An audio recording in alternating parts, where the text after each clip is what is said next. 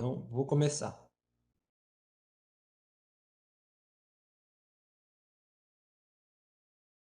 Olá, pessoal. Boa tarde. Bem-vindos, bem-vindas e bem-vindes a mais um Confrontarte nas nossas tardes de quarta-feira. É um prazer ter a todos vocês aqui. É um prazer ter ao professor Ivar e a professora Ana conosco hoje. Já agradeço em nosso nome. A professora Lília irá apresentá-los e fazer os agradecimentos oficiais, mas eu só quero dar as boas-vindas a vocês, dizer que, como toda quarta-feira, é sempre um prazer recebê-los e recebê-las aqui, debater um pouco mais do direito, na perspectiva da arte e de uma maneira de pensar o mundo com mais afeto, com mais carinho, com mais consciência e na busca de construir um mundo cada vez melhor, né? Então, só relembrando a todo mundo que está aqui, esse evento é transmitido pelo YouTube do GPIC, onde vocês estão nos vendo.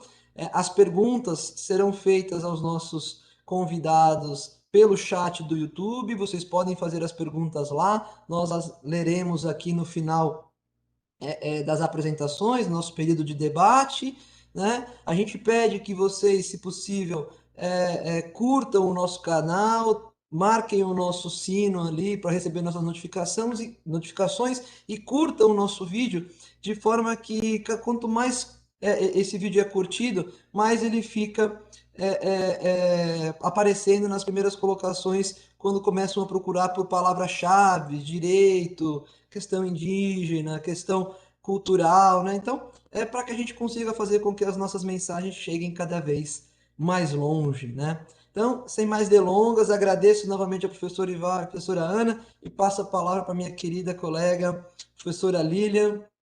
Boa tarde aí a todos, a todas e a todos.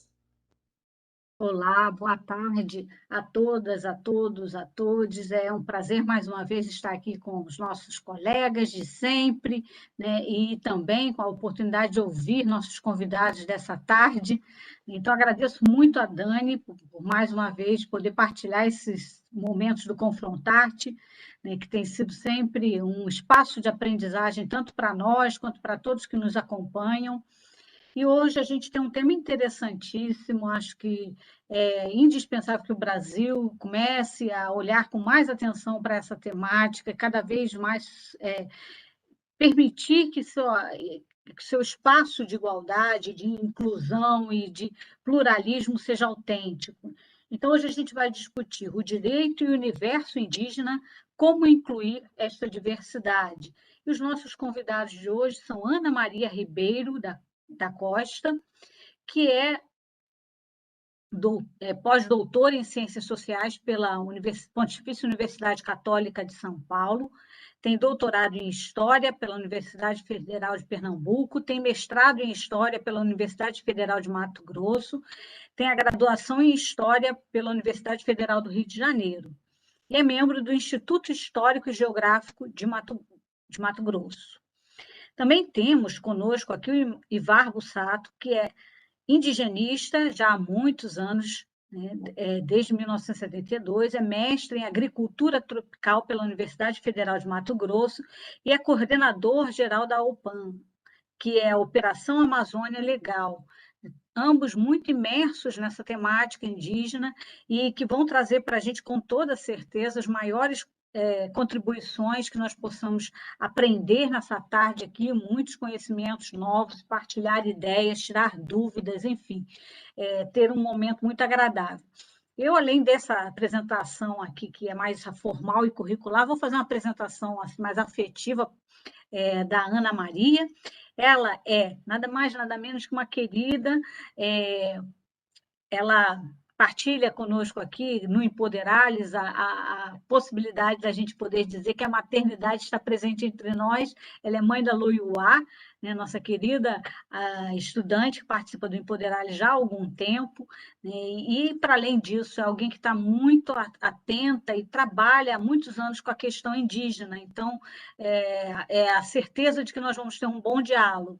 E o Ivar, que tem trabalhado também tantos anos com essa questão dentro das atuações na militância e também nos órgãos públicos, né, a respeito da questão indígena. Então, a gente tem aqui duas pessoas que vão, com certeza, trazer boas considerações.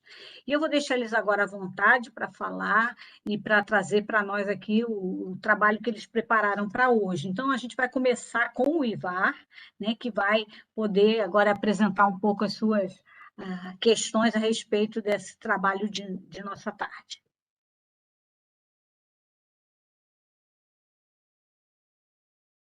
Vá, abre o som, por favor, que acho que está fechado. Boa tarde a todos, a todas. Já dei início agradecendo o convite para falar para estudantes, para as pessoas em geral que terão a oportunidade de visualizar essa mensagem e dizer que a temática, o assunto dos povos indígenas no Brasil, na América, é um assunto muito amplo.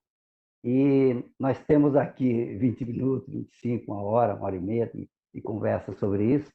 E, de fato, é um resumo do resumo do resumo. De qualquer forma, a gente não pode fugir de alguns pontos essenciais. O tema diz que como é que o direito pode incorporar essa diferença dessas sociedades, desses povos indígenas, e nós estamos falando especialmente aqui do Brasil. Poderíamos falar da América também, assim como poderíamos falar de outros povos do mundo, mas falamos aqui do Brasil inicialmente.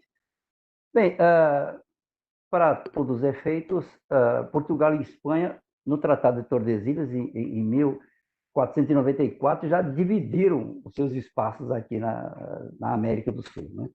E aí cada um tinha o seu pedaço. E assim se comportaram. Então, mas, de qualquer forma, os portugueses encontraram no território que hoje é o Brasil aproximadamente de 4 a 5 milhões de pessoas e talvez, pelos dados que se tem aí da historiografia, da etnologia, aproximadamente 700 povos indígenas aqui no país. Nos anos de 1970, nós tivemos a menor população indígena no Brasil. Não chegava aí a 150 mil pessoas morando em terras indígenas. E não havia lá nessa época muitas terras indígenas demarcadas, regularizadas em termos fundiários. E o que a gente observava é que estava ocorrendo uma depopulação. Os povos indígenas estavam ou sendo dizimados ou se incorporavam na categoria mais desprezada, na pária, como párias na sociedade nacional. Então, a miscigenação era também um fato que ocorreu desde o início e, gradativamente, as culturas iam desaparecendo, o vínculo da etnicidade, da organização de cada sociedade ia se esgarçando, e aí, com isso, os povos iam gradativamente desaparecendo do cenário nacional. Por isso, tinham muita invisibilidade também. Então, é um pouco isso no geral. E o que é que ocorre? Nós tivemos, ao longo do tempo, desses 521 anos aqui no Brasil, nós tivemos muitas situações diversas. Primeiro que os portugueses tentaram incorporar a mão de obra indígena, conseguiram em parte, houve muita miscigenação também, depois com os negros, mas, de fato, os portugueses não lograram o êxito que tinham, porque os povos indígenas não aceitavam a submissão do trabalho, né, tutelado, escravagista, e quem podia fugia. Mas muitos, nesse contato indiscriminado com as doenças, com as guerras depois, com quem resistia também tinha retaliações, também foram desaparecendo muitos. Mas quem podia ia para o interior do país, né? Por isso é que, até hoje, é o interior do país que conta com o maior número de indígenas mais organizados e mantendo mais suas culturas. Quem está no sul ou quem está no nordeste ou no sudeste teve mais impacto sobre as suas sociedades e aí com maior dificuldades também mantém os seus vínculos de cultura, de língua, de sabedorias, e também porque não conseguiram, ao longo da história, por toda uma série de acontecimentos, garantir o seu espaço de moradia, o seu espaço aonde podiam tirar o seu sustento, onde podiam manter suas culturas, onde manter um certo distanciamento das demais pessoas da sociedade nacional, para poder se organizar e manter a sua educação, os seus processos educativos internos e assim por diante. E o primeiro grande lance que os portugueses fazem sobre os indígenas organizados se dá nas missões jesuíticas, que foram, em primeiro lugar, ali na região da divisa com o Paraguai, lá entrou o Paraná, ali no Guairá, como se diz, na região do Guaíra, que é perto de Foz do Iguaçu, nessa região, e depois de lá, no centro do Rio Grande do Sul, os jesuítas, lá sob o domínio espanhol, naquele tempo, por conta do Tratado de Tordesilhas, os bandeirantes iam para tomar, então, os indígenas já aldeados, e na maioria das missões jesuíticas, tanto do Guairá quanto as do Sul, contavam entre 3, 4, 5 mil pessoas, organizadas internamente, com alguma economia organizada, sob o comando dos jesuítas, porque queriam a cristianização, a civilização e a cristianização. Mas estando organizados, entre aspas, já sem oferecer muita resistência aos portugueses, aos espanhóis, no caso, aí, porque os jesuítas eram espanhóis, né, nessa região, eles estavam organizados e tendo sua economia também ativa, sob a coordenação dos jesuítas. E aí os bandeirantes, Raposo Tavares, por exemplo, foi um grande destruidor das missões jesuíticas, tanto do Guairá quanto do Sul, já em 1630, 32, por aí. Depois, as missões jesuíticas com os indígenas que puderam fugiram para a costa do rio Uruguai, e aí foram para a região da Argentina, o certo povo das Missões, para o Paraguai e assim por diante. E na região norte, né, foi lá nos anos de 1700 até 1750, quando eles foram expulsos pelo Marquês de Pombal, também se mantiveram com a sua organização interna, com a sua criação de gado, com a sua economia já andando, né, sob o domínio dos padres portugueses, no caso, aí no norte, mas missões muito organizadas e tal, e aí o Estado brasileiro, o governo brasileiro não quis se submeter um pouco a essa situação de não poder contar com o trabalho dos indígenas já não bravios, como se dizia, e aí expulsa os jesuítas. Então, essa é um pouco a situação, e aí eles ficaram expostos ao governo brasileiro, sem nem tutela e muito menos zelo, muito menos cuidado por parte do governo brasileiro. Depois, muito resumidamente, eu vou dar um salto de quase um tempo enorme aí, de décadas e décadas, e aí no começo aí do século XX, surgem situações muito complexas. Uma que é duas, aliás, né? Mas muito complexa. Uma que é a estrada Sorocabana, em São Paulo, aonde os caingangue impediam que essa estrada para o interior do estado de São Paulo fosse concluída, porque passaria por cima do território dele. E a outra, exatamente dos indígenas que estão hoje no Supremo Tribunal Federal defendendo a questão do marco temporal, que é do Choclen, lá em Santa Catarina, no Vale do Itajaí, porque se opunham à entrada dos agricultores alemães, que tinham vindo da Alemanha em 1825, 30, por aí, e o governo brasileiro tinha prometido para os agricultores alemães que liberaria aquele território. Mas os Choclen estavam lá e disseram, epa, essa terra tem dono. Então, duas situações em que o governo brasileiro se debatia no início do século XX, e aí, com isso, surge uma pessoa que tinha um traquejo, tinha trabalhado com indígenas na estação, na colocação, na instalação das linhas telegráficas do sul ao norte, passando aqui por Cuiabá, indo até Santo Antônio do Rio Madeira, que era o Marechal Cândido da Silva Rondão, que tinha uma experiência porque tinha trabalhado com os índios Terena no Mato Grosso do Sul, com os índios Bororo aqui entre o Mato Grosso, tudo era Mato Grosso naquele tempo, né? e com os índios Parecia, depois passou pelos Nambiquara, e tinha uma experiência, vamos dizer assim, de trato, e era muito zeloso com os indígenas, e no sentido que, seguindo as ideias positivistas do Augusto Conte, ele dizia o seguinte: olha, se a gente oferecer uma formação para esses povos, para a juventude, né, desses povos, nós podemos favorecer que eles ingressem no mercado de trabalho, como pedreiro, marceneiro, criador de gado, vamos ensinar agricultura, vamos ensinar profissões para eles, e eles vão ser gradativamente incorporados à sociedade nacional, não é? Tanto é que o Serviço de Proteção aos Índios, quando foi fundado em 1910, era Serviço de Proteção aos Índios e Localização dos Trabalhadores Nacionais.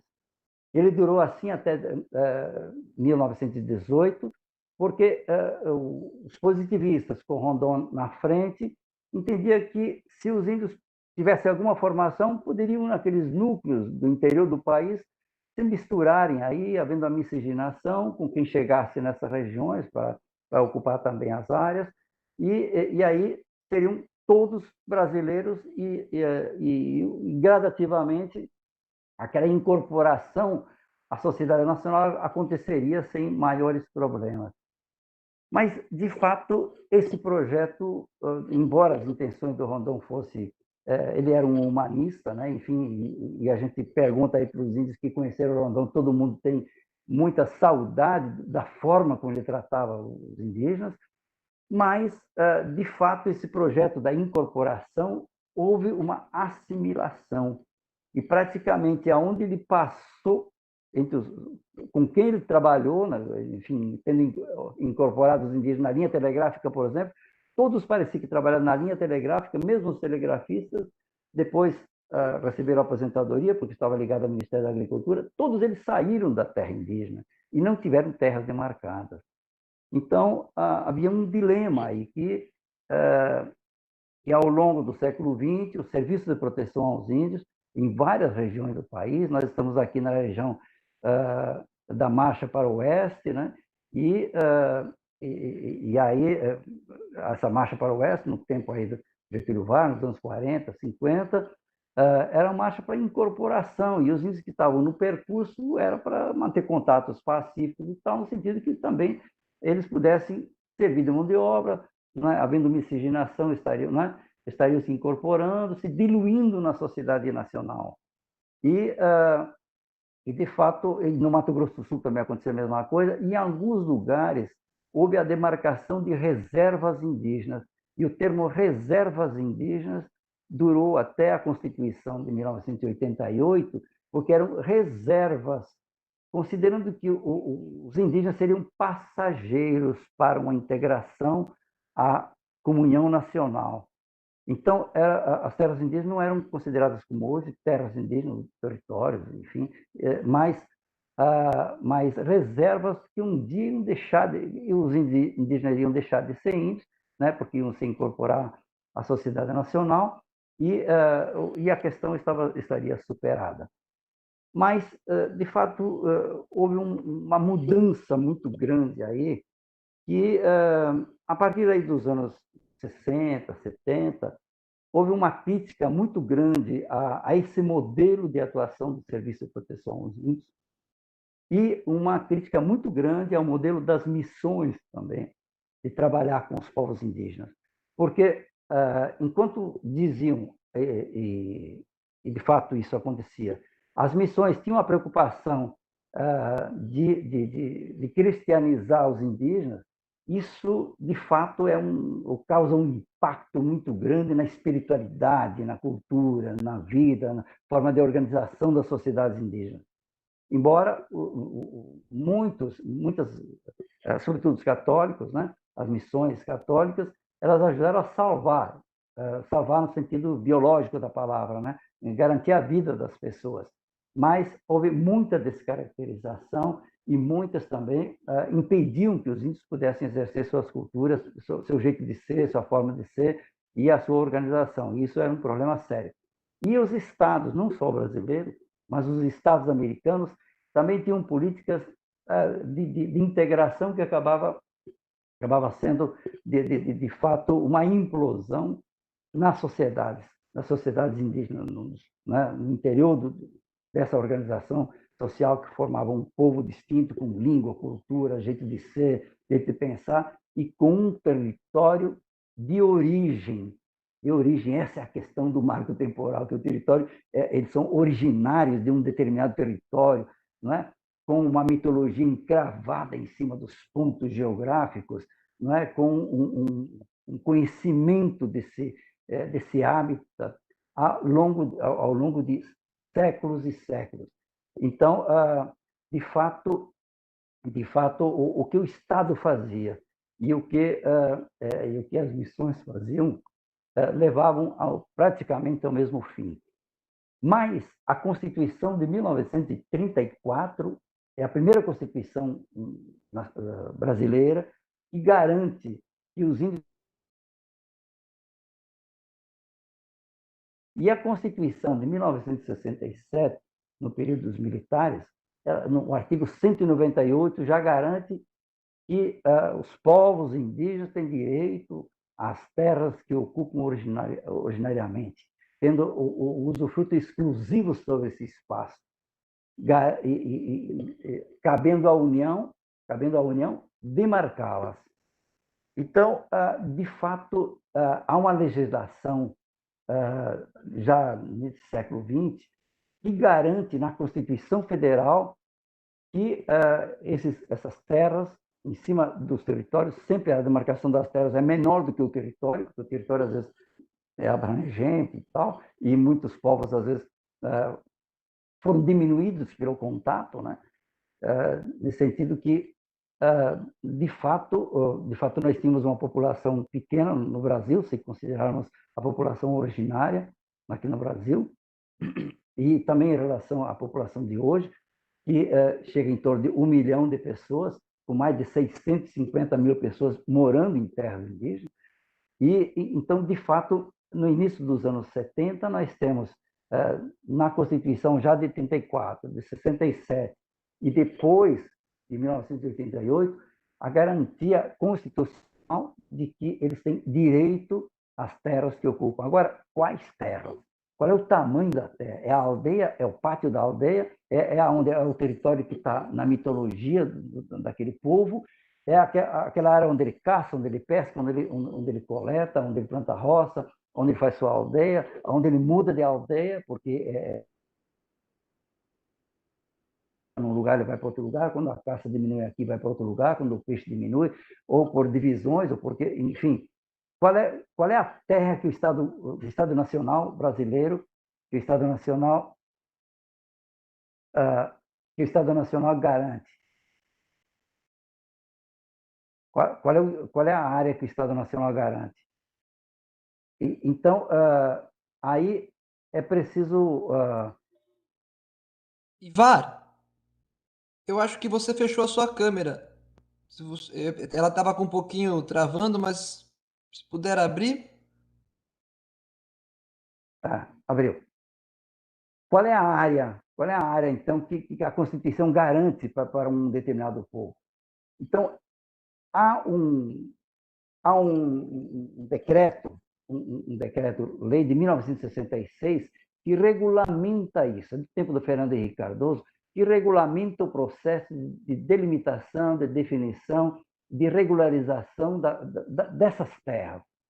Então, isso não é uma coisa que se faz num dia, 2 dias. Então, tem todo um procedimento conduzido inicialmente pela Fundação Nacional do Índio, depois aceita pelo Ministério da Justiça, depois com um decreto de homologação de uma certa demarcação garantida pelo Presidente da República e depois registrada no cartório de imóveis da comarca correspondente, da onde fica uma terra indígena, e posteriormente registrado no Serviço do Patrimônio da União.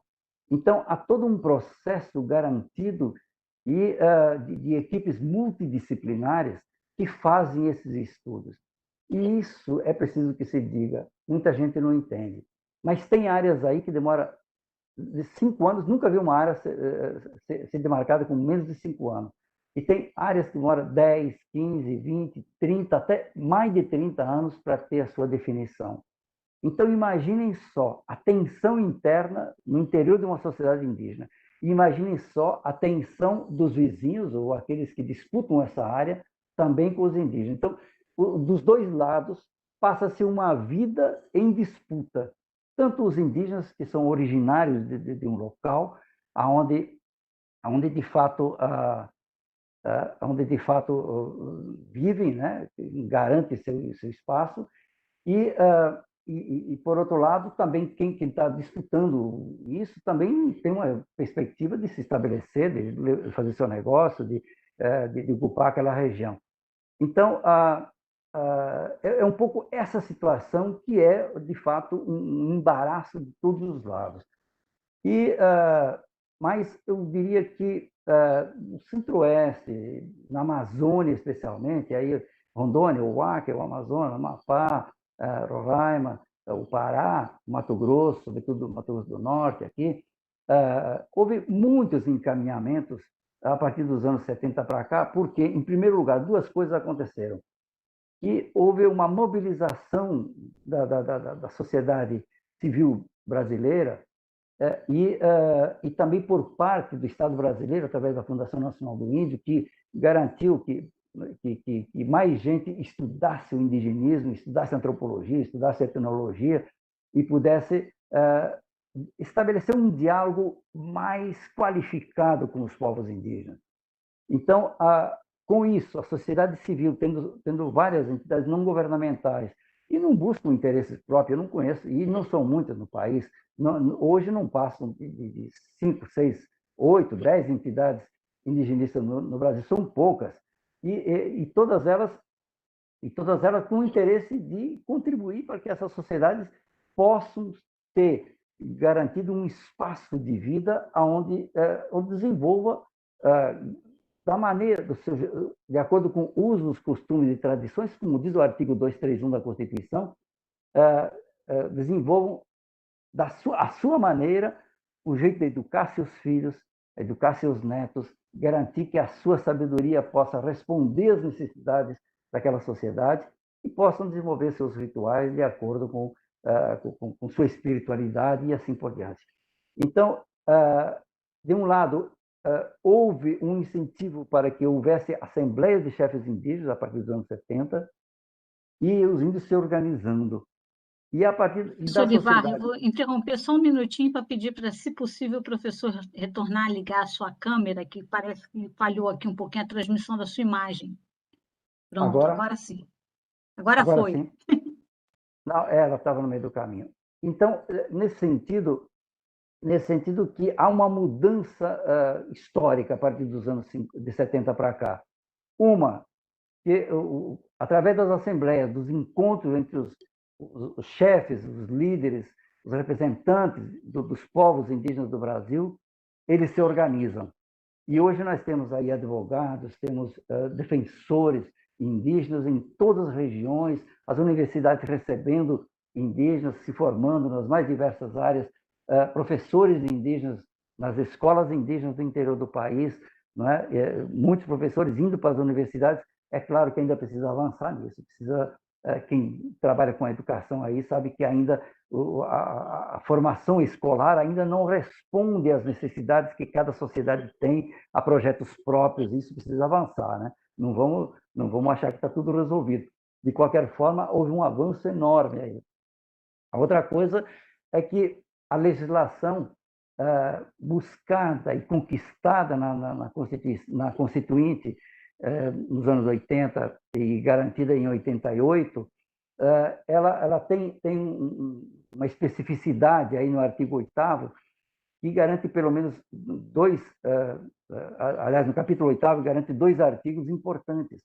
Um que é sobre a questão do patrimônio indígena, das terras, sobretudo, e a outra a questão que garante que a cultura desses povos tem direito e espaço na sociedade brasileira. Isso garantido na Constituição. Então, aí nós temos uma vantagem enorme aí, que a lei garante. Mas, alguém diria, e nós estamos hoje na questão, estou pulando agora um pouco, porque o tempo é curto, como é que fica essa história do marco temporal? O que é que ele significa? O marco temporal surgiu surgiu no percurso aí. Teve toda uma discussão sobre a terra indígena Raposa Serra do Sol, lá em Roraima, que durou mais de 30 anos de disputa. E aí, bom, a FUNAI, em vários momentos, propôs ilhas, terras indígenas divididas em ilhas, eram 12, 15, 18 ilhas, cada aldeia, cada região, com um pedacinho de terra, ficando como um queijo suíço perfurado por estradas, por invasões, ocupações, outros proprietários, no meio que dividia a sociedade Macuxi, Uapixana, Ingaricó e outras. Então, os indígenas lutaram por uma área única. E aí essa luta, né, rendeu aos indígenas uma decisão do Supremo Tribunal Federal, se aceitar ou não. Ela foi decidida no Supremo Tribunal Federal em 2009. E aí, como um acordo, vamos dizer assim, o Supremo Tribunal Federal colocou em relação à terra indígena Raposa Serra do Sol, não em relação às demais. Colocou 19 condicionantes. Por exemplo, que os indígenas não poderiam impedir as estradas que já existem lá, que os indígenas não poderiam impedir que o Exército fizesse a vistoria sem solicitação, inclusive, para os índios, sem licença dos indígenas de toda a fronteira nacional, que a hidrelétrica, a linha de transmissão da hidrelétrica que vem lá de cima, que vem lá do norte, para cima também pudesse passar pela terra indígena, e que os indígenas Macuxi, Uapixana e outros daquela área não poderiam solicitar outra terra indígena, não poderiam requerer outra terra indígena maior do que essa.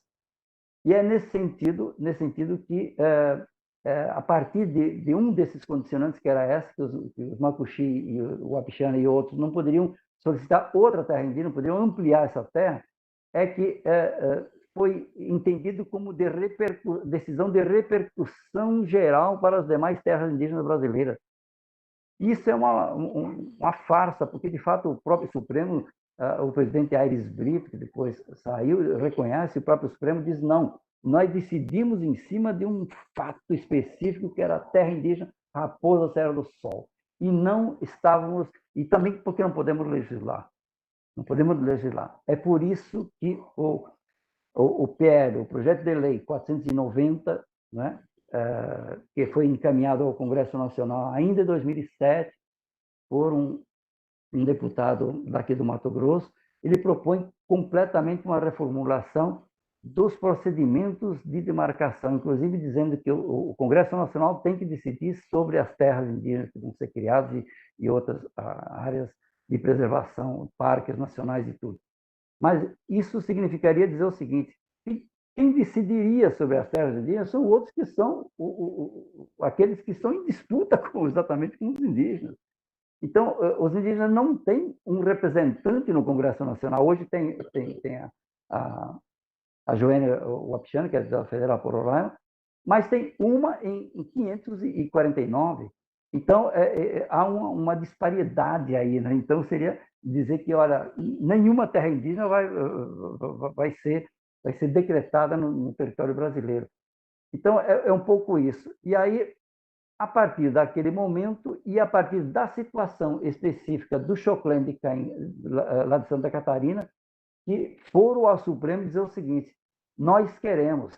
E aí o Supremo disse o seguinte: o que a gente decidir em cima da terra indígena dos Choclen de Santa Catarina vai ser de repercussão geral e vai alcançar todas as demais terras indígenas. Então, essa que é a questão que agora está sendo julgada no Supremo, e também está na Câmara dos Deputados o projeto de lei 490, que modifica completamente a forma, o caminho, o percurso aonde a definição sobre as terras indígenas vão acontecer.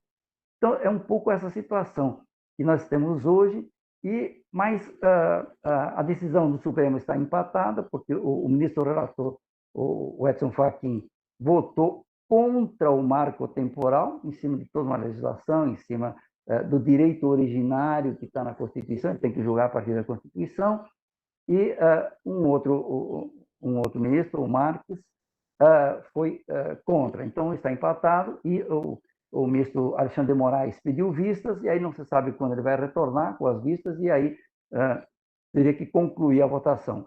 De qualquer forma, eu tenho ouvido de muitos indígenas que participaram, inclusive houve a maior manifestação, a maior concentração indígena na história do país, da história do Brasil.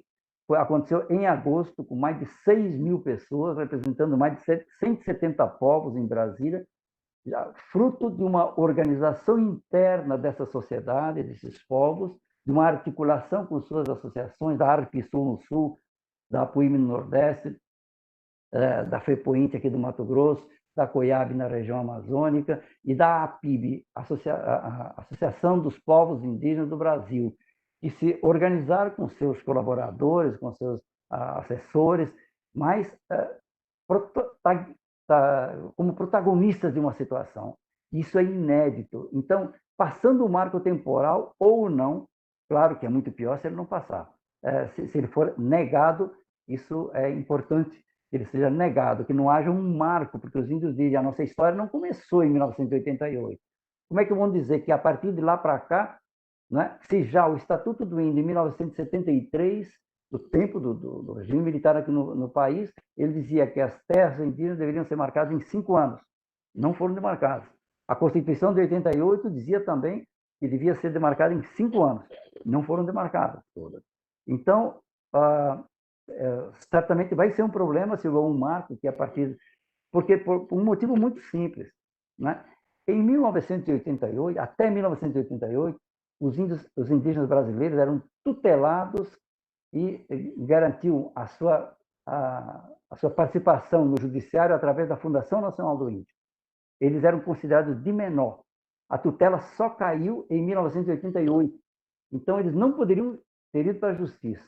Agora, outro ponto é que estivesse na região. Qual a região? Por exemplo, os índios... o maior problema que nós temos no país hoje é no Mato Grosso do Sul. Todos os Guarani Kaiowá estavam lá antes de 1988 e estão até hoje, na beira da estrada, em algumas reservas que estão lá, que são pequeniníssimas, de 3.200 hectares cada uma, com superpopulações. Então, esse problema com o marco temporal ou não, ali dá para provar, porque sempre todo aquele território é Guarani Kaiowá, do sul do Mato Grosso do Sul, e eles estão lá na beira da estrada, em todos os lugares. Então, essa confusão vai continuar, não é? Passando o marco temporal ou não. Tendo uma marca, um ano, que é 1988, do qual quem estivesse na disputa teria o direito de participar e os outros não, de ter acesso a um novo processo de terra. Bom, é um pouco isso e espero que a minha colega Ana aí diga exatamente diferenças que devem ser observadas no direito para garantir que essas sociedades também estejam incluídas, essa riqueza espetacular faça parte da nossa sociedade brasileira, que é uma alegria imensa contar com essa diversidade toda, que é na diversidade que a gente garante assim, a beleza do espetáculo das relações humanas.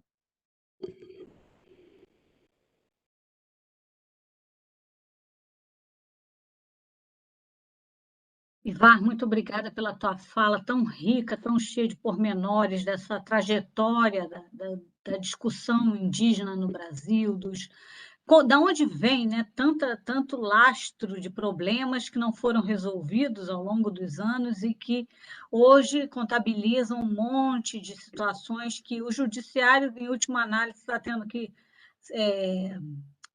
participar do processo, sendo chamado, né, a tomar decisões que já deveriam ter sido tomadas pelo Congresso Nacional, que já deveriam ter sido objeto de políticas públicas mais contundentes. Né? Então, a gente está aqui muito atrasado em termos de história, né, e de acertos que precisam ser feitos. Né?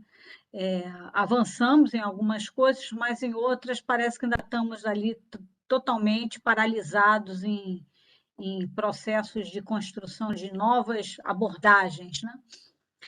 Então, assim, agora queremos ouvir a Ana, né? Que a Ana vai trazer aí um pouco dessa trajetória dela no meio dos povos indígenas e conversar um pouco sobre essa inclusão dessa diversidade, né? Quanto temos ainda também por fazer por aí. Então, Ana, fica à vontade, por favor, para fazer a sua abordagem.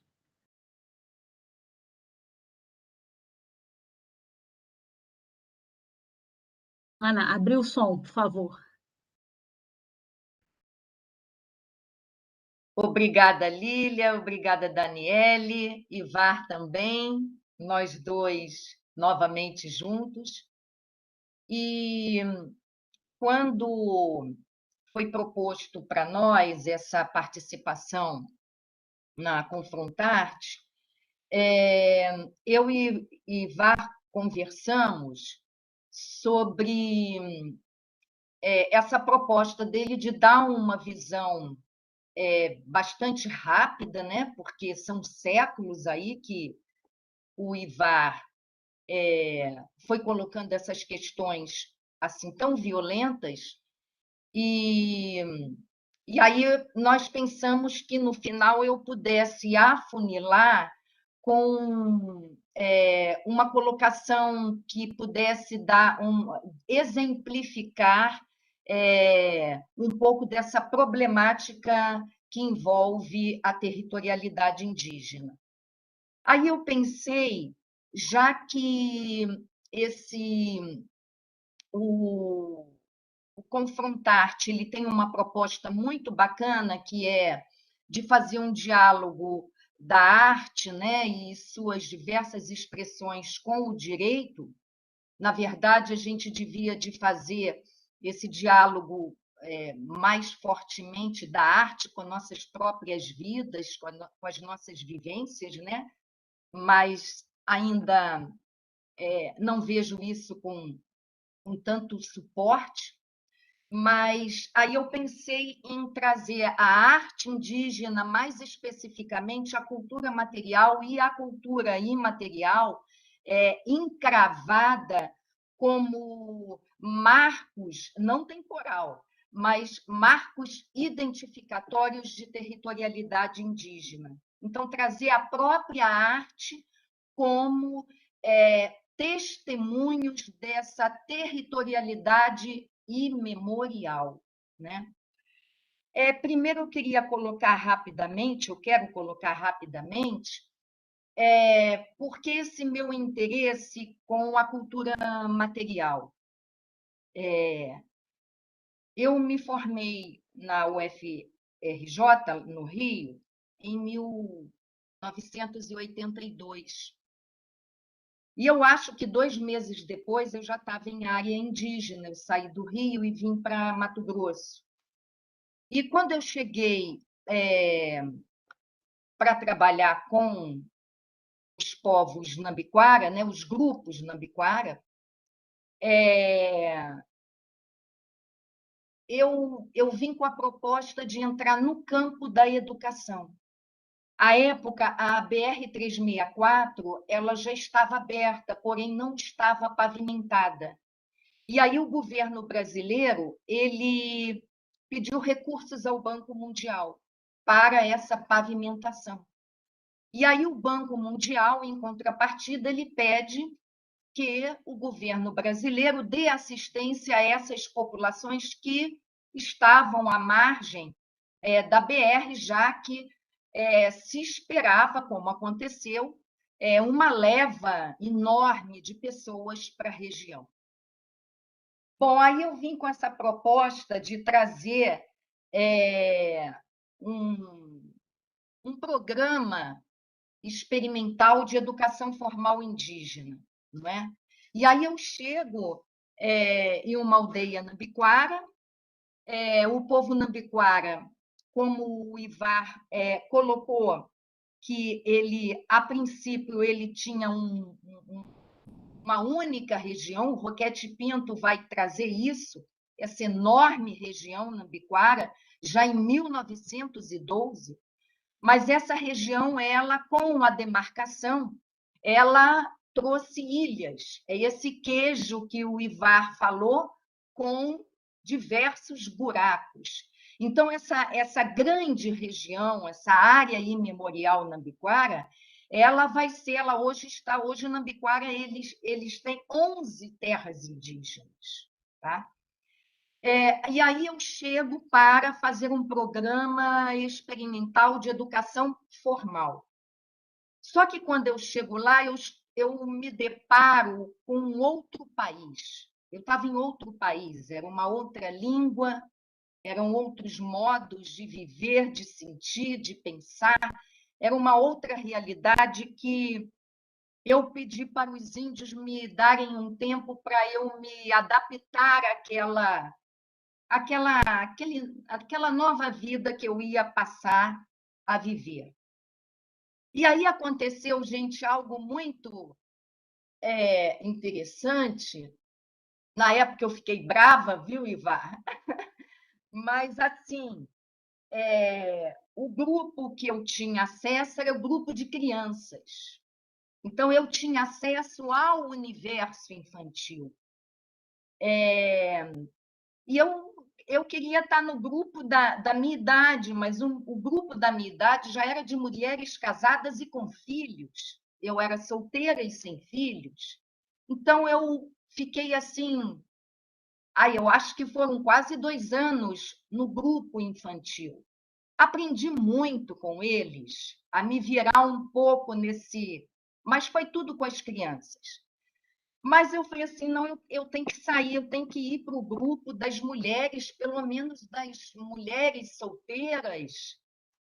E aí eu tive uma sacada que já era meu interesse de ver essa beleza dos artefatos, dos colares, dos brincos, da cestaria.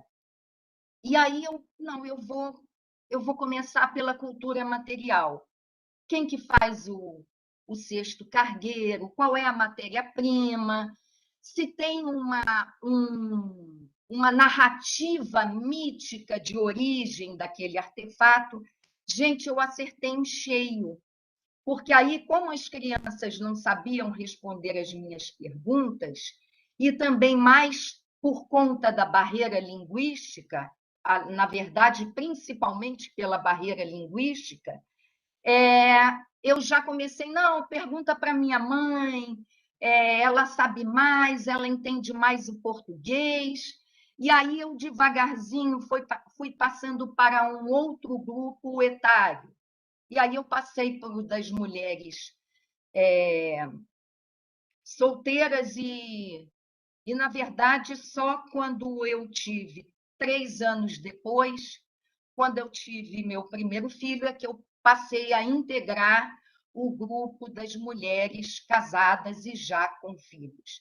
Mas, na verdade, eu também fui perceber depois que esse grupo etário ele não era só ele não via só o corpo formado, o meu corpo formado já de uma mulher adulta, mas o meu conhecimento indo crescendo um pouquinho, e aí eu ganhando de presente esses espaços que já estavam compreendidos dentro da minha faixa etária. Então, a cultura material ela foi assim um passaporte para mim, tá? Adentrar um pouco mais rápido, um pouco só, nesses universos da mulher solteira, da mulher adulta e da mulher com filhos. Mas eu também não pude imaginar, nessa época de estudo, eu fiz um levantamento que ele durou quase 6 anos, de todos os artefatos que compõem a cultura material nambiquara. E a proposta com os índios desse estudo, que era muita expedição, muita andança pelo mato, pelo cerrado, era que a gente conhecesse a matéria-prima, onde estavam esses nichos e também onde estavam os donos desses objetos. Então, antes do dono ser um ser humano, né, desse artefato, cada artefato vai ter um dono que vive no mundo espiritual, no mundo sobrenatural. E aí eu fui percebendo que os artefatos são, sim, não são os únicos, tá? Mas eles são fortes demarcadores de territorialidade memorial nambiquara. E aí eu também fui percebendo, porque aí eu fui perguntando, mas vocês não têm mais cerâmica? Eu não vejo panela de barro. Ah, você quer saber por que a gente não tem panela de barro? Então, amanhã se prepara cedinho. Então, nós fizemos, essa foi a primeira, né, que eu levei um susto, uma expedição de quase um dia de caminhada, e até chegar ao local do barro propício à confecção da cerâmica nambiquara. E esse local do barro está fora da terra indígena nambiquara. Tá? Então, uma das razões deles deixarem de confeccionar as suas cerâmicas, suas peças de cerâmica, foi que a demarcação deixou para fora esse espaço onde há um local grande de extração de barro. E aí eu fui percebendo também que esses artefatos eles não tinham, como a princípio, eu cheguei com uma ingenuidade tamanha dentro da aldeia. Eu fui com 2 livros lidos, que foi Rondônia, de Roquete Pinto, 1912. Eu cheguei em 82, então tinha um espaço aí muito grande, mas me deu uma boa visão mesmo assim. E eu fui com Tristes Trópicos, de Lévi-Strauss, de 1952, quando ele publicou. Ele teve lá em 38, mas ele só publicou Tristes Trópicos em 52 ou 55, uma coisa assim. E aí eu chego lá completamente ignorante no viver nambiquara, e aí eu vou perceber, nesses estudos, que o artefato ele não tem uma função apenas de embelezar, de vestir o corpo, não é? A vestimenta é o artefato, a vestimenta são os materiais tintórios provenientes do genipapo, do urucum. Então, é uma vestimenta. E essa vestimenta que hoje embeleza crianças, jovens, adultos, velhos, ela vem de um mundo espiritual. É nada mais, nada menos do que uma reprodução desse mundo que está dentro das montanhas sagradas.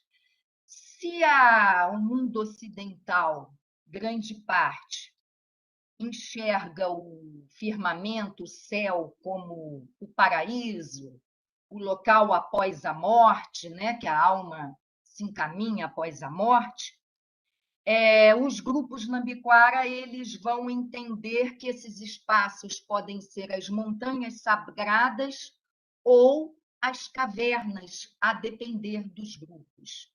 Eu não falei, mas o povo nambiquara ele é dividido em mais de 30 grupos. E aí também eu comecei a sacar que o nome desses grupos, os seus próprios nomes, estão ligados ao seu ambiente. Então, a própria nominação de cada um nambiquara e dos grupos são referenciais também de territorialidade. E aí eu fui percebendo essa ligação assim extrema, mas isso, gente, são anos, tá? São anos ali dentro, foram 6 anos que eu fiquei, de começar a fazer essas ligações. E aí tem um caso específico que são 2 grupos nambiquara, Mamãendê e Negarotê. Não são os grupos que eu trabalhei durante esses 6 anos, mas depois que eu saí da aldeia, vim para a cidade, eu já estava com um filho de 4 anos, aí nós tomamos a decisão de vir para a cidade, e por motivos políticos também, porque as portas se fecharam para nós lá no Nambiquara, anos depois eu fui fazer um estudo com esses grupos Mamãe-Dê e Negarotê, que não estão no Cerrado onde eu estava. No Cerrado eu trabalhei com os grupos o Acaliteçu, o povo do Jacaré, Raloteçu, o povo do campo, Sauanteçu, o povo da mata, e Quitanlu, o povo do marmelo. Mas esse trabalho que eu vou exemplificar, acho que se liga bastante à fala do Ivar, eles usam um brinco de madrepérolas, tanto homens quanto mulheres. E esse brinco de madrepérolas, ele é oriundo de uma concha que fica em lagoas. São lagoas sagradas, não são usadas para banho, mas sim apenas para a coleta desses moluscos. E eles têm 5 lagoas, e apenas 2 estão no interior da terra indígena Lagoa dos Brincos. A terra indígena Lagoa dos Brincos, ela vem fazer uma correção da terra indígena Vale do Guaporé, porque deixou para fora duas situações assim extremamente importantes: as Lagoas dos Brincos e também as cavernas sagradas, para onde vão os espíritos após a morte dos grupos Uaçu-Sul, Vale do Guaporé.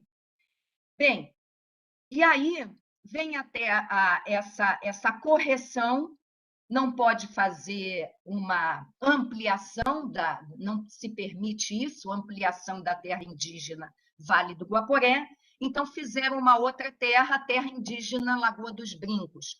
Só que das 5 lagoas, apenas 2 estão dentro dessa terra indígena, 3 ficaram para fora. Então, eu acho que isso tem pouco tempo. Nós fizemos uma expedição a essas 3 lagoas que ficaram para fora da terra indígena. Estão hoje, pertencem a fazendeiros, ao meio, ao gado, né? E uma delas, ela, inclusive, já secou. E ali nós fizemos, eu acompanhei, Loiuá também participou, de todo esse processo do ritual, do que se faz antes de entrar nessas lagoas,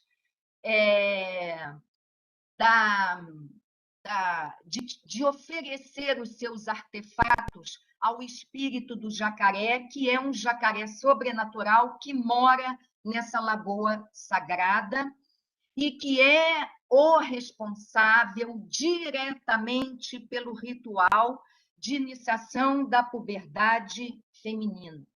Então, há um emaranhado de situações, e a gente olha para um brinco de madrepérola ou não índio, o máximo que a gente pode dizer é que é uma bela peça. Mas como que esse artefato, essa arte, que envolve o trabalho tanto masculino como o trabalho feminino, estão diretamente ligados à territorialidade indígena e também estão diretamente vinculados a esse mundo espiritual. Bem, dali nós fizemos todo um relato e produzimos um material muito bacana, que depois nós fizemos um conjunto de cartões postais com desenho dos próprios indígenas e com os textos também produzidos por ele.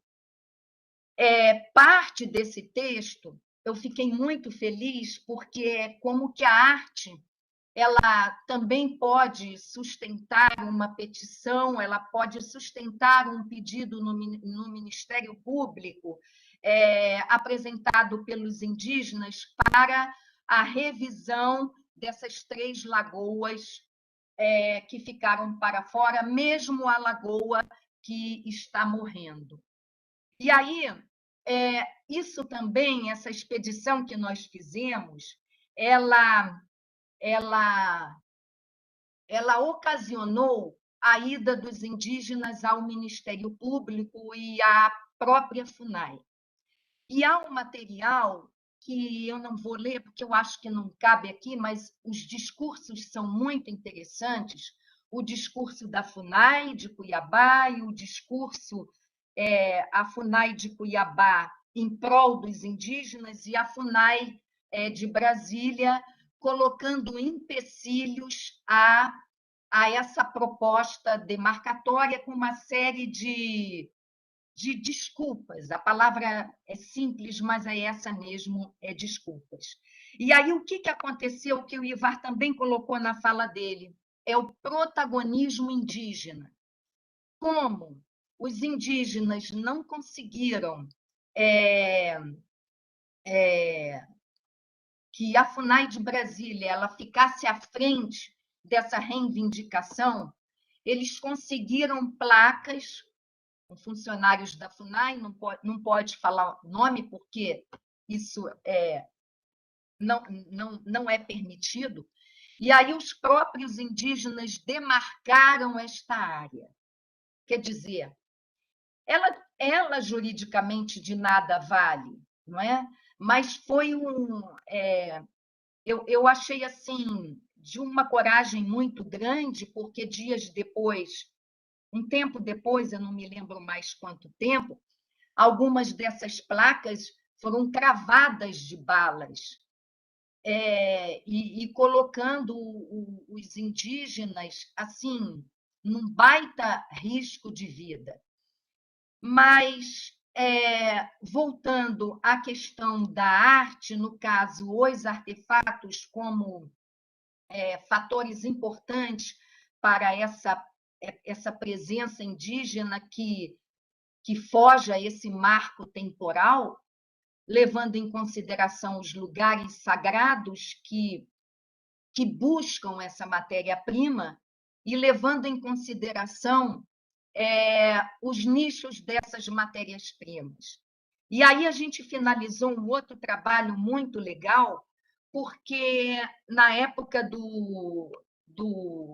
da ditadura civil-militar, ela reservou uma área de 1 milhão de hectares para o povo nambiquara.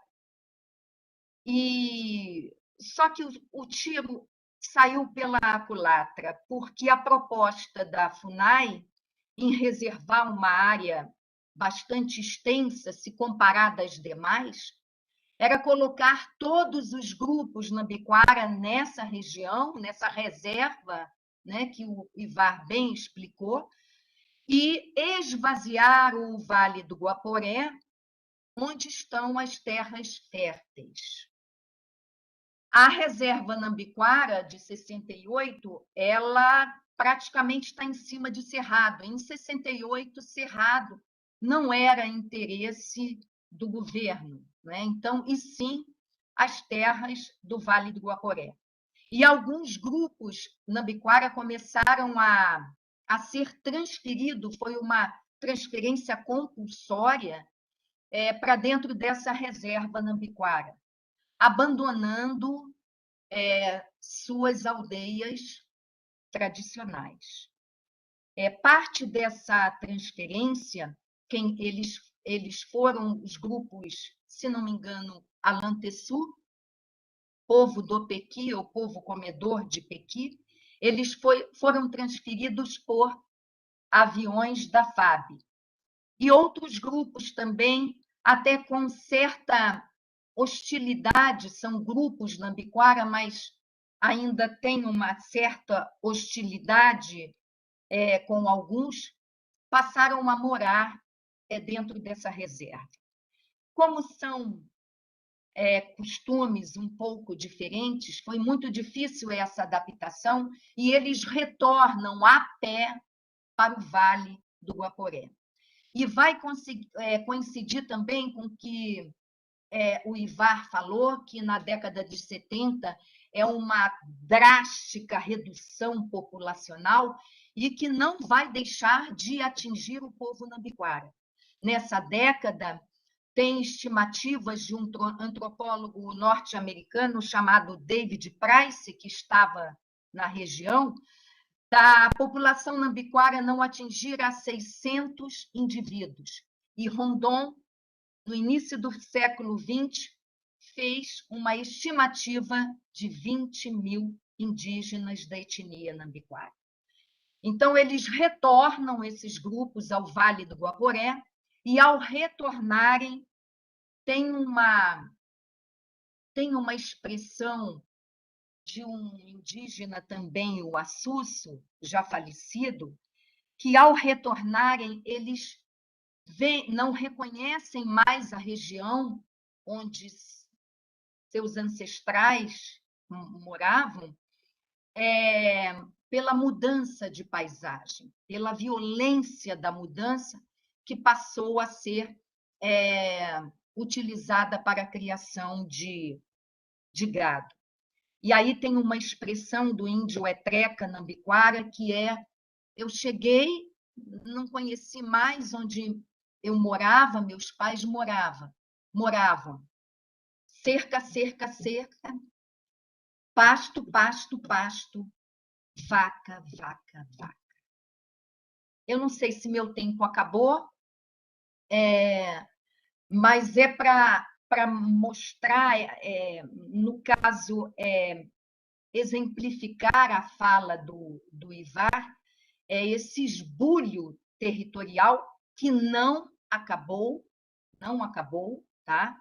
As invasões continuam, há infelizmente, uma falha da educação no Brasil, mesmo que haja a Lei 11.645, que obriga escolas do ensino fundamental e médio a trabalhar com questões indígenas, mas há um total desconhecimento da população brasileira em relação aos povos indígenas, e isso interfere muito nas próprias decisões que o governo brasileiro vem tomando. Então, é urgente que a população brasileira ela tome mais conhecimento desses povos originários. É a minha fala. Muito obrigada.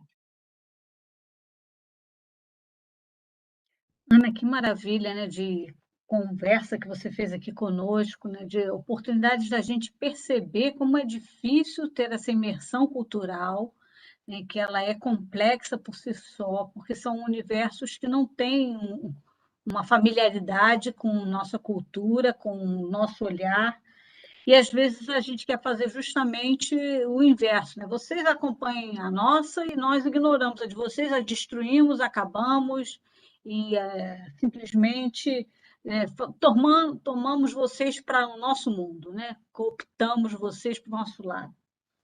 Como falou tão bem aqui o Ivar, né? De toda essa trajetória de assimilacionismo indígena, né? Que aconteceu ao longo desses anos no Brasil. Então, foi muito bom te ouvir, né? Ver que, mesmo para quem está mais ambientado com a trajetória indígena, com estudos e etc., não é fácil, que dirá para toda essa sociedade, né? Que é, historicamente, né? Alijada desse conhecimento, que tem uma ignorância completa a esse respeito, que ainda trata ainda da maneira exótica, né? Culturalmente falando, são exóticos para nós, e a gente tem até uma curiosidade, como quem vê um documentário do mundo selvagem, né? E aí pensa que ainda está nesse universo. E isso tudo realmente é falha de educação, como você colocou, ainda fazemos esse esbulho territorial sem entender o sentido dessa territorialidade toda, né, para o povo. A gente ainda fotografa, né, uma aldeia indígena como se fosse uma cidade, né, um espaço urbano com delivery, né? Então, eu quero barro, pronto, chama aqui e que o barro chega. Agora eu preciso de uma certa pérola, beleza, vamos encomendar aqui na internet que vai chegar em 3, 4 dias. E não entende toda essa trajetória espiritual, humana, né, que está por trás dessa cultura aí, que nem você tão bem falou. Então, na verdade, a gente ainda tem que aprender demais, né, para poder estar com condições de fazer um diálogo minimamente preparado, né, para enfrentar tantas diferenças culturais. E acho que o nosso Supremo Tribunal Federal não é de todo lugar preparado para isso, para ouvir toda essa linguagem, para se apropriar desse conhecimento, de dar um sentido a essa territorialidade que é tão inerente, né, aos povos indígenas, aos povos originários. Então, foi riquíssimo ouvir vocês dois. E daí eu já parto para minhas primeiras perguntas. Né? Para o Ivar, eu te pergunto, Ivar, em relação à participação política indígena, essa mobilização, protagonismo que vem acontecendo, a gente já vai vendo assim, experiências menores, mas já vão acontecendo, né, de imersões no mundo da política de pessoas de povos originários. Né? Você vai tendo alguns municípios que já vão sendo governados por representantes de povos indígenas, você vai tendo algumas mobilizações maiores, justamente daquelas organizações que você mencionou, que ainda que não sejam muitas, são bastante ativas, né? E agora a gente teve aí todo um período durante a pandemia que foi muito caótico, né, em relação à questão e à gestão dessa crise para os povos indígenas e que precisou de ações mais concretas, que foram muita militância, né? E nem sempre muito bem sucedida, até por força de um governo totalmente relutante em atender as demandas que estavam sendo propostas. Eu queria que você trouxesse um pouquinho esse panorama desse universo político e dessa mobilização que vai acontecendo entre os povos indígenas, falasse um pouquinho mais disso. E para a Ana, já vou deixar também aqui a minha pergunta. Bom, Ana, você que viveu isso tão de perto, né, de tão dentro, né, do povo nambiquara, toda essa condição de aprendizado que é necessária, né? E você disse que você chegou lá com uma proposta educativa, com uma proposta de aprendizado nessa área, né? Que caminhos a gente poderia assim, imaginar possíveis, ou por onde começar um pouco melhor, ou o que aprofundar dessas experiências que já estão acontecendo na área de educação, a respeito dessa imersão na cultura dos povos originários, nesse conhecimento maior, nessa apresentação desse universo que para nós parece completamente criptografado, né? A gente não conhece, não sabe e não consegue perceber, né, a importância de tantas questões, né, que não são capricho, né, não é uma luta por uma terra por nada, né, não é tipo, vou brigar por isso aqui porque não quero que branco chegue aqui, não é isso, né, longe disso. É uma luta por uma resistência, por uma sobrevivência, por uma trajetória, por uma cultura, por tantas outras coisas, até não saberia nomear todas elas, mas que são importantíssimas. Então, deixa vocês responderem agora, começando aí, Ivar, então, com a sua questão. Duas coisas, Lilian. A primeira é que, não obstante uma pandemia como essa, que atingiu todos os povos indígenas do país e a população em geral, o fato de ter uma política pública, mesmo com muita reticência, muita coisa assim, o fato de ter uma política pública que garantiu uma estrutura com 34 distritos sanitários indígenas e uma CESAI, uma Secretaria de Assistência à Saúde Indígena, organizada já há mais de 20 anos, garantiu que, por exemplo, o atendimento fosse mais rápido, porque tem uma porção de profissionais indígenas e não indígenas já com estrutura suficiente para atenção básica e primária, né? E quando as vacinas chegaram, os povos indígenas, tendo sido incluídos como parte da primeira etapa daqueles que iriam ser vacinados, não obstante mais de 1.000 mortos por Covid indígenas, nós não tivemos uma baixa tão grande quanto se não tivesse essa estrutura de política pública de atenção especial para os povos indígenas. Então, fora as críticas que possa ter em muitos lugares, mas o fato de ter já há mais de 20 anos no Brasil uma estrutura organizada, isso garantiu uma assistência muito mais direta e rápida. E, por outro lado, também mostrou que a vacina, tendo sido executada em janeiro, fevereiro, em março e abril, garantiu que em poucos meses, né, praticamente, nós temos pouquíssimos casos graves ou óbitos. Em poucos meses. Isso é a demonstração clara de que a vacina resolveu em muito a questão da pandemia entre os povos indígenas. Então, o fato de ter uma política pública, e nós, das organizações não governamentais, a nossa luta não é em benefício nosso. Nosso lucro é o lucro social, é o lucro de políticas públicas melhores, é o lucro do fortalecimento dessas sociedades para que elas possam caminhar de acordo com usos, costumes, tradições e jeito próprio e maneiras de se colocarem na sociedade de uma maneira mais autônoma. E o que é importante é ver que, por exemplo, entre as maneiras de autonomia buscada é através de uma participação nos partidos políticos para disputar de igual para igual espaços, mesmo que seja através da política partidária, embora às vezes a sigla partidária não...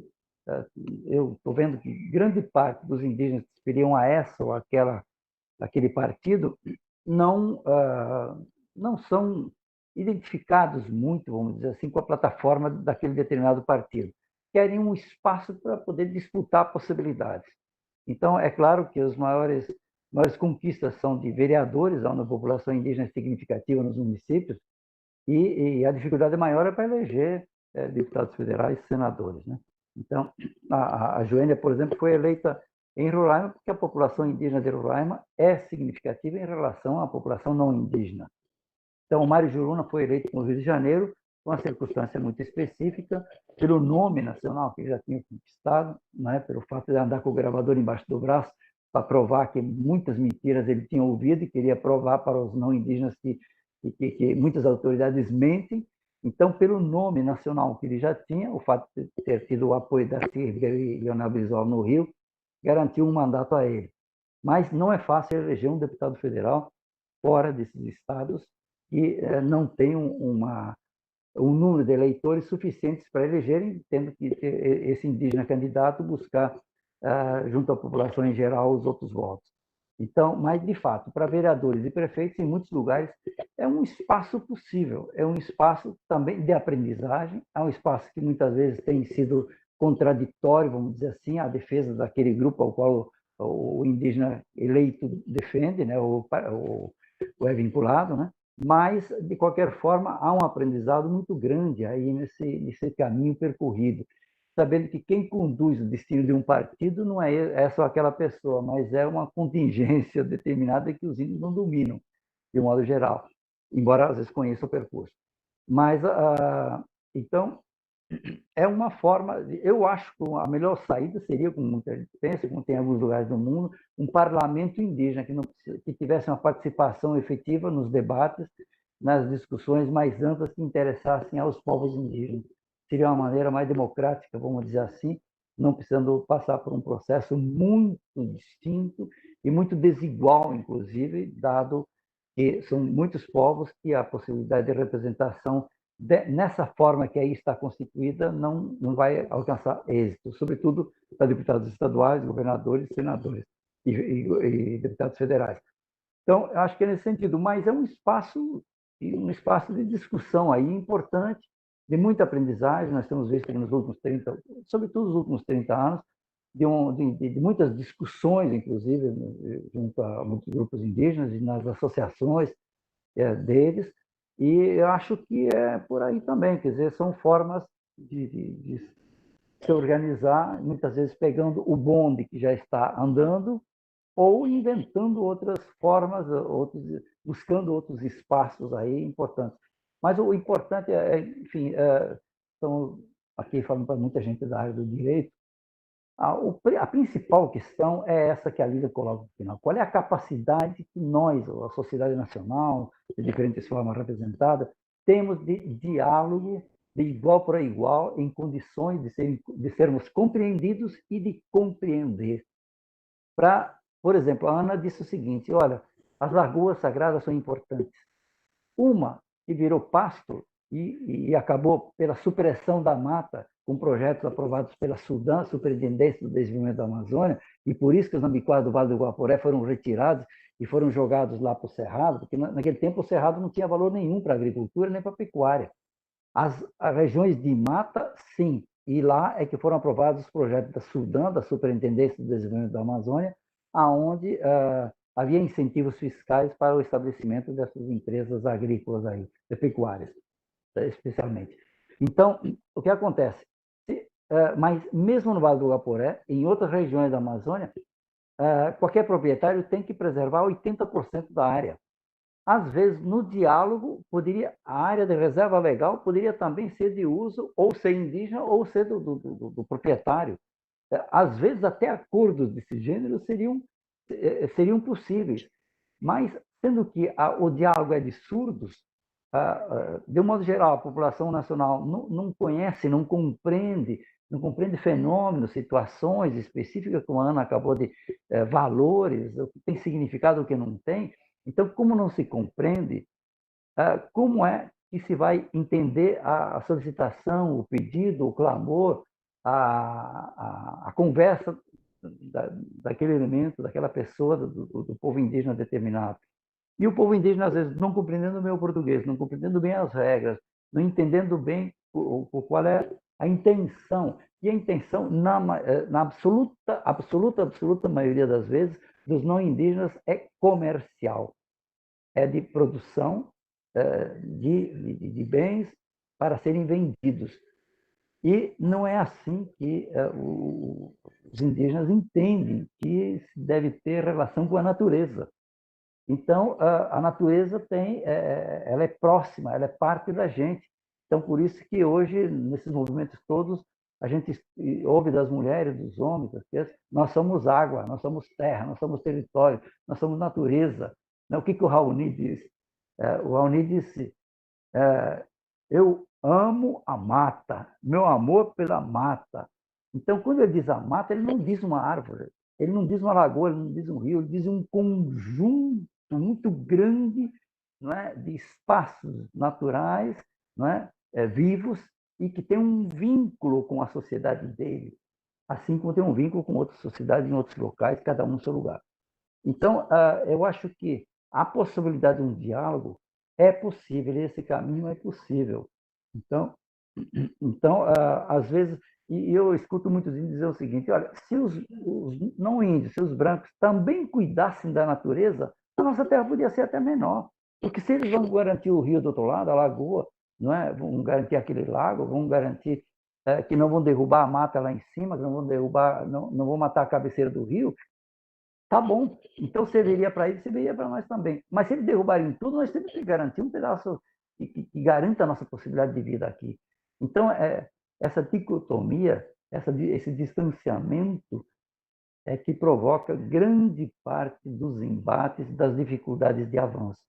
Então, é como a Lília falou, avançamos um tanto, mas teríamos que ter condições de compreensão de parte a parte para poder, e claro que com a intermediação, já que é um distanciamento linguístico, de símbolos, de valores, de sistema econômico, não é? Então, já que há esse distanciamento, esse desconhecimento, teria que ter uma intermediação possível, não é? Enfim, nós temos hoje o Ministério Público, tem a FUNAI, tem outros órgãos que podem fazer isso, e é importante, pelo menos, dar passos significativos para o encontro entre as partes. É isso.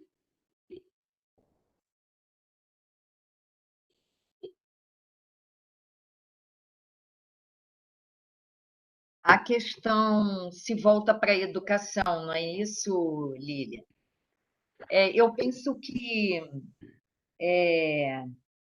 a escola, principalmente a escola no interior, das aldeias, ela tem que trazer o índio para dentro desse processo de educação formal. Por quê? A educação informal, vamos chamar assim, para a gente poder diferenciar, ela abrange um número grande de pessoas que passarão a formar aquela criança. Então, não é só o pai e a mãe que educam o seu filho, mas é um núcleo familiar próximo e mais a comunidade como um povo. Aí, o que acontece? As escolas inseridas nas aldeias, elas têm uma gama de compromissos junto à Secretaria Municipal, à Secretaria Estadual de Educação, para cumprir metas. E aí o que acontece? É quebrado esse saber da aldeia inteira que vai formar aquele serzinho, aquela criança. O saber, então, passa a ter dono. Então, é o professor, que em muitos casos não é um professor indígena, e também, quando é um professor indígena, ele tem a obrigação de cumprir a proposta daquele currículo que, ainda que a legislação da educação escolar indígena permita essa diversificação de saberes, ela ainda se encontra, estou falando também principalmente de Nambiquara, uma escola exatamente igual à escola dos não índios. Eu já não morava mais lá. Recentemente, eu fui lá e fui no espaço da escola e eu vi o quadro, a lousa, muito cheio, muitas escritas, e eu cheguei perto, era um conceito de comunismo. Então, eu achei assim uma incongruência ensinar um conceito de comunismo para uma comunidade indígena que se baseia na comunidade, nessa proposta de viver uniões diversas. Eu fiquei pensando a situação de Marx dentro do caixão, de ver uma situação daquela, que isso é destruir esse saber dos povos indígenas. Então, tem que trazer a vivência para dentro da escola, tem que trazer os mais velhos para fazerem parte dessa transmissão de saberes para dentro da escola também. E quando eu falo escola, não é esse espaço físico, é uma festa fazer parte dos conteúdos programáticos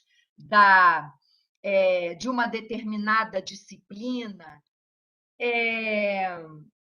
Uma vez, o professor Jaime, que é do grupo Halotessu, ele telefonou para mim muito triste, muito chateado, porque estava acontecendo a festa de iniciação à puberdade feminina, que ela ocorre na primeira menstruação, e essa comemoração, esse ritual dura em torno de 30, 40 dias, e ele passou a levar os seus alunos para esse ritual. A sala de aula passou a ser o pátio da aldeia. Não deu outra, 2 meses depois, o Jaime havia sido demitido pela Secretaria Municipal de Comodoro, que foi uma confusão danada para que ele retornasse de novo como professor. Então, eu vejo assim, a escola, ela precisa, eu vou usar esse termo, pensar no empoderamento identitário. Os índios, muitos ainda têm vergonha de serem índios. Isso a gente vai ver muito com o chiquitano, e a gente também está vendo em Nambiquara, a ponto de não usarem mais brinco nas duas orelhas, porque homem que é homem não usa brinco nas duas orelhas, da perfuração do septo nasal e do lábio inferior, que é um ritual masculino de iniciação à puberdade. Então, é que a escola ela tenha esse papel de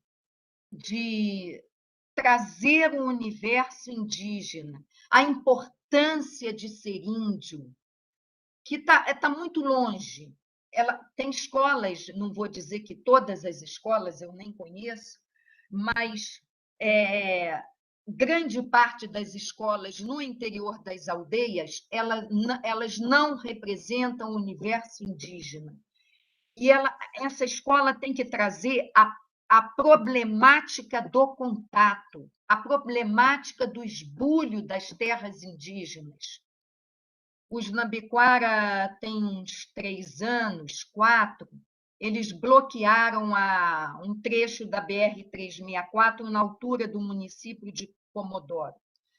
Bom, isso ocasionou a prisão de 8 indígenas e passou um tempo, os índios continuavam presos, e aí eu, o Eduardo, meu marido, e a Loiuá resolvemos ir a Cáceres para visitar os índios e ver o estágio como é que eles se encontravam. Para além das acomodações, não vou nem abordar essa questão, os índios não sabiam por que estavam ali. Mas vem cá, eu não matei ninguém, eu não fiz nada, nós bloqueamos uma estrada porque queremos melhores condições de vida.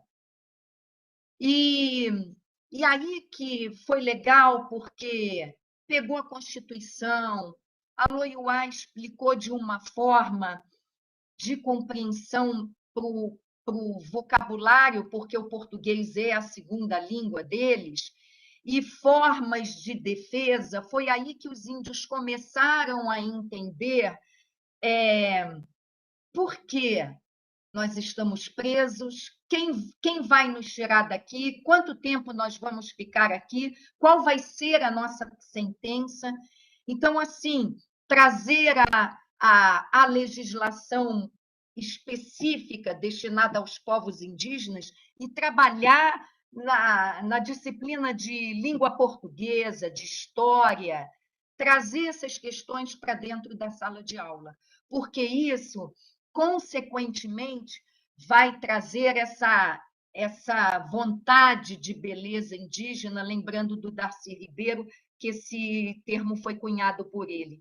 Então, trazer essa vontade de beleza indígena é que a escola ela possa ser um instrumento que dê visibilidade aos próprios indígenas e que deem a certeza de suas próprias identidades.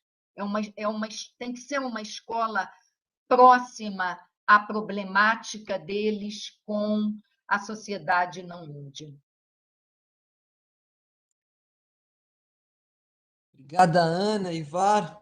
Que incrível o debate que nós estamos ouvindo aqui hoje, aprendendo tanto, né?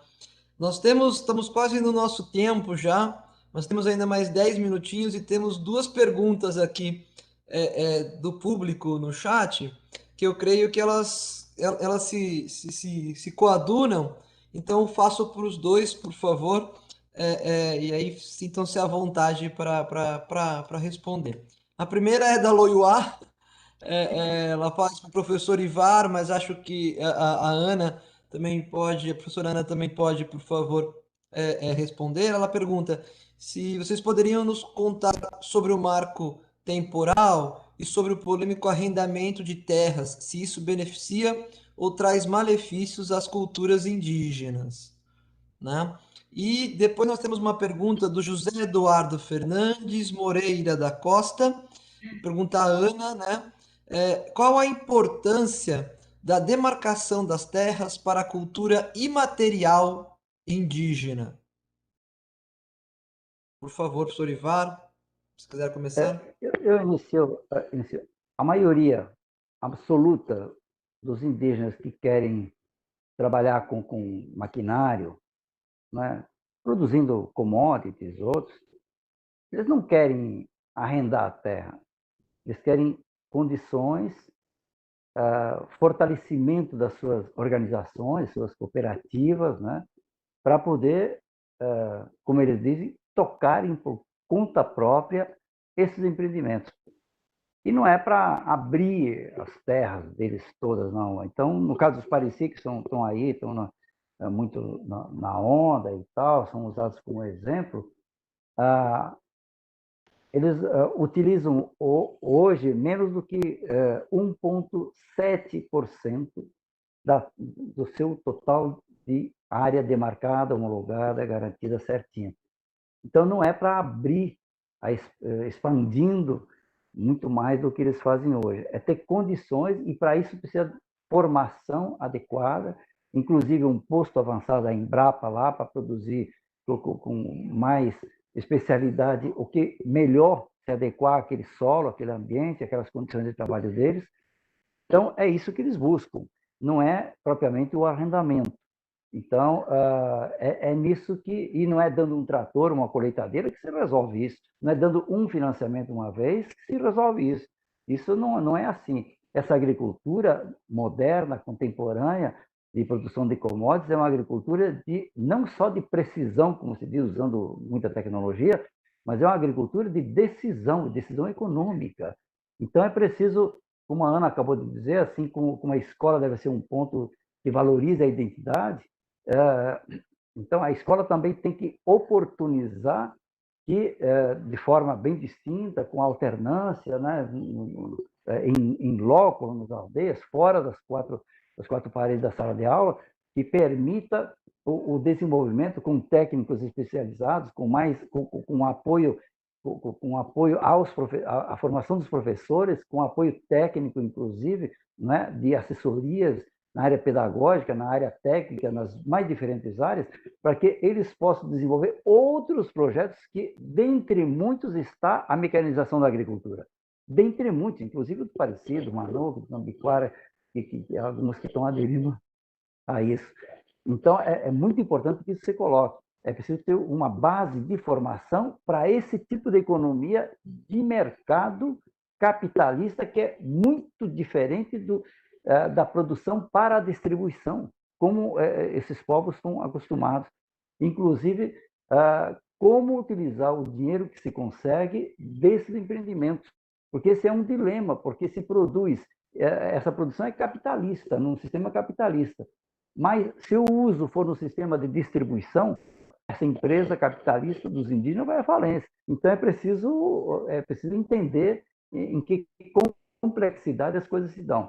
E a questão do marco temporal, nós falamos lá no começo que é um ponto importante, porque não vai se resolver se houver um marco temporal. Vamos supor, então agora só a partir de 1988 para cá, quem estava pleiteando terra indígena ou estava na justiça é impossível, porque os indígenas não podiam. Mas quem estava pleiteando estava em cima de uma terra que pode pleitear agora, e os demais, que muitos povos como o Tupinambá, por exemplo, e outros, que se descobriram no percurso da vida, das possibilidades, e se reencontraram com sua etnicidade em muitos lugares do Nordeste, do Sul e outros lugares. Então, e como é que fica a situação dele? Eles vão continuar pleiteando com marco temporal ou não? E essa disputa não acabará, mesmo que haja um marco temporal. Então, é preferível que não haja esse marco e, gradativamente, como diz a professora Júlia, que se vá encaminhando as soluções.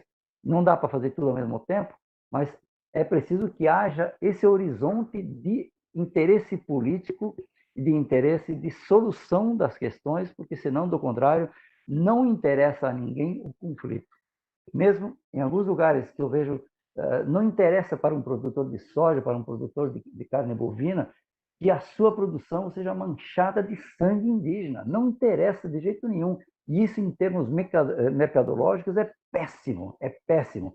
Então, é importante que se encontre soluções adequadas e justas para todos os lados.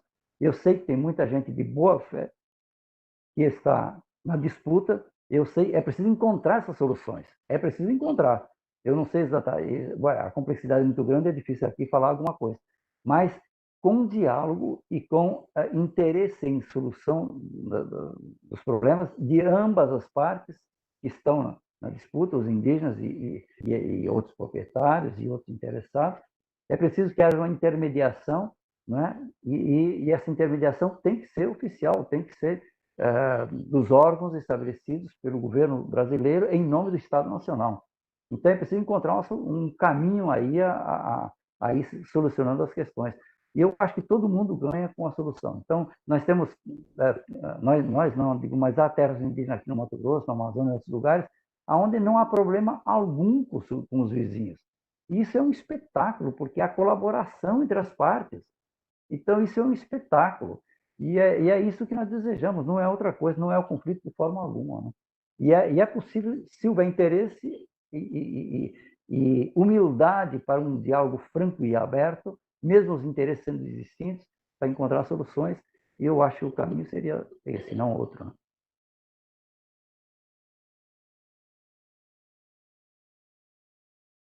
Bem, sobre a cultura imaterial e demarcação de terra indígena, eu acho que eu já toquei um pouquinho nessa questão em relação às lagoas dos Brincos, né? Mas esses locais sagrados, esses lugares são morada dos espíritos. E esses espíritos, na ordem, no universo cosmológico nambiquara, eles se incomodam com a mudança brusca da paisagem e a proximidade de não indígenas. E quando isso ocorre, esses espíritos que moram nesses lugares sagrados, ou são guardiãos de montanha, de matérias-primas, geralmente, eu acho que eu posso arriscar em falar que quase sempre, né, é apanágio feminino, essa ordem do vegetal, né? O vegetal pertence ao sexo feminino no mundo espiritual. Esses espíritos que guardam tanto lugares sagrados, cavernas, montanhas, lagoas, rios, rebojos, cachoeiras, e também que guardam esses vegetais propícios, essa matéria-prima propícia à confecção de artefatos, eles são importantes que esse GT, esse grupo de trabalho que recebe essa tão importante incumbência de demarcar as terras, levem essas questões em considerações. A ocupação, já se sabe disso, a ocupação indígena de um território é completamente diferente da perspectiva do não indígena, da perspectiva capitalista de ocupação territorial. Então, esses lugares, essa ordem imaterial, esse saber imaterial, ele deve ser levado em consideração. Mas como esses integrantes, esses membros dos GTs, eles vão ter acesso a essas informações? Bem, já há bastante, tem muitos estudos nessa área, os próprios indígenas, eles sabedores de por que aquelas questões vão ser importantes para demarcar as suas terras, os próprios indígenas serão fenomenais na passagem desses saberes para que esses lugares, essa cultura imaterial, ela possa ser contemplada no momento dos processos, né, de demarcação de terra.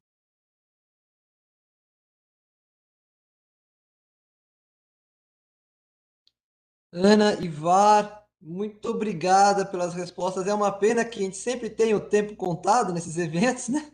A gente não consegue ficar, porque ficaríamos aqui muito mais tempo. Eu sou de um estado onde essa questão que você está, eu moro aqui em Santa Catarina hoje, né?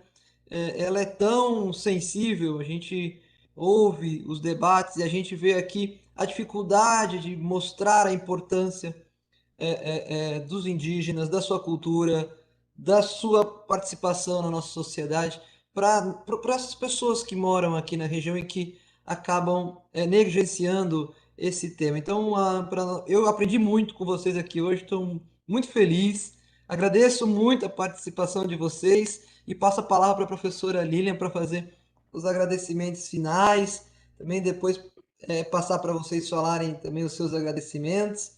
Professora Lilian. Vari, Ana, foi fenomenal, né? Foi ótimo aprender um pouco mais, conhecer realidades que não são aquelas ocidentalizadas que nós estamos habituados, ter esse contato com o conhecimento, né, que é tão importante, que tem uma dívida histórica, né, por saldar a sociedade brasileira. E é uma dívida tão grande, né, que parece que a conta nunca fecha, né? A gente ainda não consegue dar jeito de conhecer e de fazer um tributo, né, a esses povos originários que entregaram essa terra tão maravilhosa, dividiram ela conosco, né? E a gente, na verdade, está tomando, né? Não tá aceitando a divisão, não está aceitando essa coabitação, não está aceitando a gente entender que somos parte de um todo, né? Que a verdade é essa, né? Nossa casa é comum a todos nós, né? E nós ainda vivemos nessa nossa ignorância opressiva, né? Na verdade. Então, espero que tenha também servido para todos os que nos assistem também como um espaço de aprendizado, né? Imagino que sim, porque são tantas coisas que a gente tem por aprender. Então, agradeço demais, Ivar, agradeço demais, Ana, porque vocês puderam trazer para nós aqui um conhecimento muito rico, né? Muita riqueza mesmo. Então, meu carinho aí por vocês aceitarem o nosso convite, estarem conosco aqui nessa tarde. Agora, eu vou deixar a Ivar e a Ana se despedirem também para a gente fechar a atividade de hoje. Certo, uma alegria estar com vocês, com a Ana, que é colega de tantas lutas aí, e vocês que eu estou conhecendo hoje, mas são professores que têm uma preocupação também da inclusão, dessa diversidade de sociedades, de riqueza cultural, humana, não é?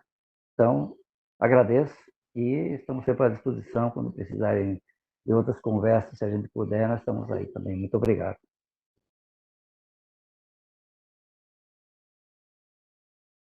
Muito feliz de estar aqui com vocês. Falar sobre os povos indígenas, Ivar sabe disso, também faz parte da nossa militância.